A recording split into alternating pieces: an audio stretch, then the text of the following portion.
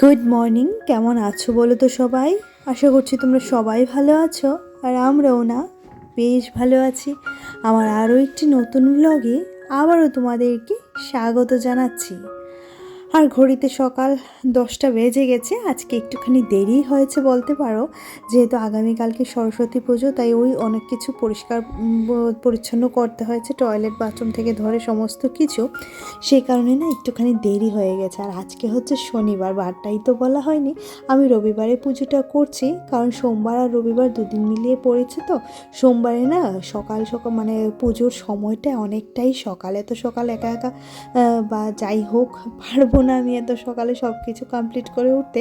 তো সেই কারণে পুরোহিত মশাইকে বললাম যে তোমার রবিবারেই করে দেওয়ার জন্য। আর ছুটির দিন বেশ ভালোই হয়েছে, রবিবারে পুজোটা করলে পরের দিন মেয়ের স্কুল বন্ধ আছে, সোমবারে সরস্বতী পুজোর বন্ধ, সেই কারণে আমাদের একটুখানি সুবিধেই হবে। আর মা রাতে চলে যাওয়ার পর আবার এসেছিল, সকাল সকাল চলে এসেছে, কারণ আমি একা একা এত সমস্ত কিছু তো আর পেরে উঠবো না। তো মাকে বলা হয়েছিল যে তুমি বাড়িতে গেলেও রাতের বেলা খুব সকাল সকাল চলে আসো। তো যথারীতি মাও চলে এসেছে, না হলে ওই আমার একা একা না ভীষণ অসুবিধে হয়ে যায় জানো তো। আর এদিকে দেখো বেশ অনেকটা পরিমাণে বাঁধাকপি কেটে রেখেছি, গতকালকে রাত্রেই সমস্ত কিছু কাটা কমপ্লিট করে রেখে দিয়েছিলাম। আর আমি রাতের কাজটা করতে ভালোবাসি, কারণ রাতে সমস্ত কিছু করে নিলে বেশ অনেকটা এগিয়ে যায় পরদিন সকালে। তো এখানে দেখো একটা ছোট্ট করে একটা টিপস তোমাদেরকে বললাম, বাঁধাকপিটা সেদ্ধ করার সময় বেশ কয়েকটা তেজপাতা দিয়ে দিও, আর এটাকে সেদ্ধ করতে বসিয়ে দিও, তাহলে দেখবে বাঁধাকপির যে একটা উটকো গন্ধ সেটা কিছুটা কমবে। পুরো কমবে তো বলবো না, কারণ এত পরিমাণে বাজে সার ব্যবহার করা হয়, পুরো কমানোর আশাটা করাও ঠিক নয়, তাই না? আর এদিকে দেখো বাঁধাকপিটা সেদ্ধ হয়ে গেছে, আমি তেজপাতাগুলি তুলে নিলাম। আর এদিকে আমার মেয়ের জন্য একটুখানি ম্যাগি করে নিয়েছি, তো হ্যাঁ তাকে ম্যাগিটা খাইয়ে দিচ্ছি। আর যথারীতি ভাতটা ওইদিকে আমার হয়ে গেছে, আজকে একটু বড় হাঁড়িতেই ভাতটা করেছি। তো দেখো এবার হাঁড়িটাকে ভাতের মারটা ঝরিয়ে আবারও ভাতটা বসিয়ে দেবো আগুনের তাপে। আর সমস্ত কিছু কমপ্লিট করে উঠে না মেয়েকে নিয়ে যেতে হবে মূর্তি আনাতে, কারণ মেয়েটা না ভীষণ বায়না করছিল বেশ কিছুদিন ধরে, ও নাকি যাবে মূর্তি আনতে। তো ওর বাবা আবার বলেছে ওকে নিয়ে যেতে পারবে না। তো আমি যেহেতু নিয়ে যাব, সেই কারণে একটুখানি খাওয়া দাওয়া করেই বেরোবো। বাচ্চা কাচ্চাকে নিয়েও সকাল সকাল বেরোলে একটুখানি অসুবিধে হয়ে যায়। আর এদিকে দেখো ফোড়নটা দিয়ে দিলাম, বাঁধাকপিতে দিয়ে দিলাম তেজপাতা, শুকনো লঙ্কা, আর একই সাথে 5 ফোড়ন দিয়ে দিয়েছি। আর বেশ কয়েকটা কাঁচা টমেটো কেটে রেখেছিলাম সেটাকেও দিয়ে দিয়েছি। এবার ভালো করে নাড়াচাড়া করে নেব। আর একটা মশলা বানিয়ে নিয়েছিলাম, যেটাতে ছিল আদা বাটা, জিরে বাটা, আর একটুখানি গরম মশলা, ওই এলাচ আর দারচিনি। তো ওই টমেটোটাকে একটুখানি মজানোর জন্য বেশ অনেকটা পরিমাণে লবণ দিয়ে দিয়েছিলাম। আর একটুখানি মজে আসার পর ওই মশলাটাকেও একই সাথে দিয়ে দিয়েছি। এবার হলুদ আর লবণটা দিয়ে ভালো করে নাড়াচাড়া করে একটুখানি চিনিও দিয়ে দেব। তো বেশ খানিকটা চিনিও দিয়ে দিলাম, বেশ ভালোই লেগেছিল। আর এদিকে ভালো করে আবারও ভাজা ভাজা করে নিচ্ছি। যথারীতি দেখো সেদ্ধ করে ভাপিয়ে রাখা তোমার বাঁধাকপিটাও দিয়ে দিয়েছি, বাসে একবার টানতে থাকুক, আমি অন্যান্য কাজবাজগুলি করি। আর আজকে একটু ব্যস্ততার কারণে না সেরকম মানে বিশদভাবে ভিডিওটা আর কমপ্লিট করে হয়ে ওঠেনি। যতটুকু যা পেরেছি ততটুকুই তোমাদের সাথে শেয়ার করেছি। আর এদিকে দেখো আমার বাঁধাকপিও কমপ্লিট হয়ে গেছে, একটুখানি ঘি দিয়ে নামিয়ে নিলাম। তারপর ভাত খাওয়ার সময় মিঠির হঠাৎ করে মনে পড়েছে গাছ থেকে একটা লেবু তুলবে, তো বেশ কয়েকটা লেবু আছে, দেখি সে কোনটা তুলে। সে তো বুঝতেই পারছে না যে কোনটা বড়, তো আমি দেখিয়ে দিচ্ছি এটা নে, এটা বড় আছে। তো সে না বুঝতে পারছে না, আর বেশ কিছুদিন ধরে বলছে মা চলো না লেবুগুলি পেড়ে ঘরে নিয়ে যাই। তো আমি বললাম পেড়ে ঘরে নিয়ে যাবি কেন, যখন খাবি তখন পারা যাবে। তো আজকে খেতে বসেই বলছে মা চলো গাছ থেকে একটা লেবু নিয়ে আসি। যাক, সে মনে করাতে ভালোই হয়েছে, লেবুগুলি অন্তত খাওয়া হবে। আর বেশ বড় হয়ে গেছে এই লেবুটা। আর চলো এবার এটাকে কেটে দেখছি রসটা কেমন হয়েছে এর ভেতর। আর বলছে চলো সবগুলি পেরে নিয়ে যাই, বাচ্চা তো মনে করে একটা পারলে সমস্ত কিছু পারতে ইচ্ছে করে। তো সেই কারণে ওকে আবার মানিয়ে টানিয়ে ঘরে নিয়ে গেলাম যে থাক পারিস না, নষ্ট হয়ে যাবে। আর এদিকে দেখো লেবুটাকে এবার কেটে নিচ্ছি। আর এতটা রস হয়েছে দেখে তো তোমরা বুঝতেই পারছো যে কি পরিমাণে রস হয়েছে। তো মেয়ে আবার বলছিল এটাকে একটুখানি মাছ মাঝখান দিয়ে কেটে দাও তো মা, আমি একটু ছোট ছোট করে 2-3 টুকরো খাবো। মেয়ে আবার ভাতের পাতে লেবুটা ভীষণই ভালোবাসে, তো যথারীতি তার জন্যই লেবুটা কাটা হয়েছে আজকে। আর এই যে তুলে নিলাম দেখো বাটিতে। তো এদিকে দেখো আমাদের আজকে লাঞ্চ মেনু উচ্ছে আর কুমড়ো ভাজা। এদিকে হচ্ছে একটুখানি পনির করেছিলাম, আর এদিকে নিরামিষ ঘ্যাট একটা ছিল, আর ছিল বাঁধাকপির তরকারি। তো এদিকে দেখো আমার দিদা এসেছে। আর আমি যত বছর এ বাড়িতে সরস্বতী পুজো করেছি, মানে আমার দিদা কিন্তু কখনো আসেনি।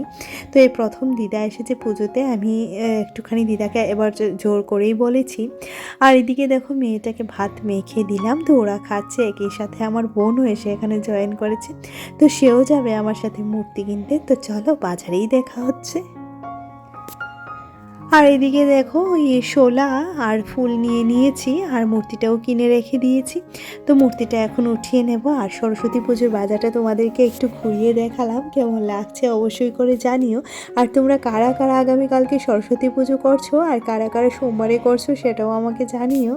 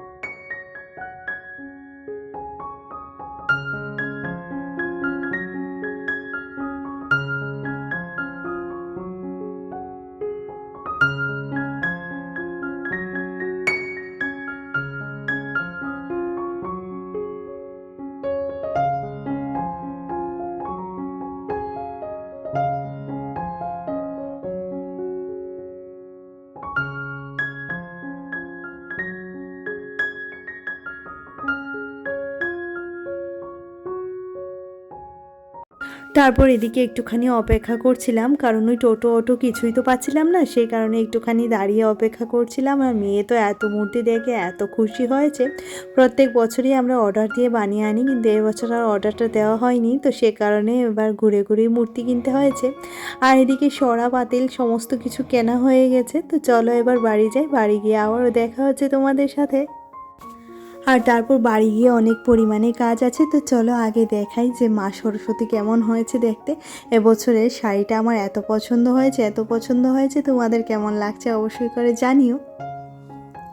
আগামীকালকেই দেখতে পারবে মূর্তির মুখ, আজকে আর দেখাই না, আগামীকালকে অবশ্যই তোমাদের সাথে করব। আর এদিকে আমার শাশুড়ি মা এসেছেন, তো উনি বলছিলেন চা খেতে ইচ্ছে করছে, ঠান্ডা লাগছে। তো বলছিলাম ঠিক আছে দাঁড়াও আমি একটু রেস্ট করে নিই, তারপর চাটা করছি। তো যথারীতি এখানে অনেকটা পরিমাণে চা করা হয়ে গেছে। আর দেখো এবার চাটাকে ঢেলে কাপে কাপে নিয়ে নিচ্ছি। আর এবার চাটা সবাইকে দিয়ে দেব। আর আমরা তো আছি, মিঠি টিচারও আছেন। তো সবাই মিলে চাটা খাওয়ার পর দিদা আর আমি দিকে রান্নাঘরে চলে এসেছিলাম। আগামীকালকে একটা মিক্সড ভেজ করব।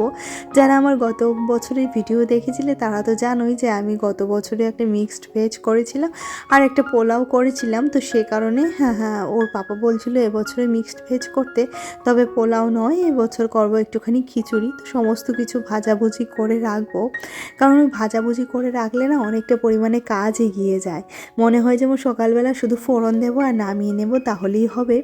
আর এদিকে দিদার সাথে সাথে বসে আমিও কাটছি। তো আমার মামাতো বোনও এসেছে, মামাতো ছোটো বোনটা এসেছে। তো সে আবার একটুখানি ভিডিওটা করে দিচ্ছে, তাকে ডেকেই এনেছিলাম।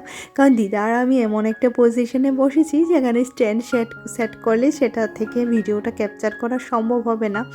আর এইদিকে ফোন দিয়ে মামার সাথে কথা বলছিলাম, তো বলছিলাম কালকে আসার জন্য মামাও আসবেন।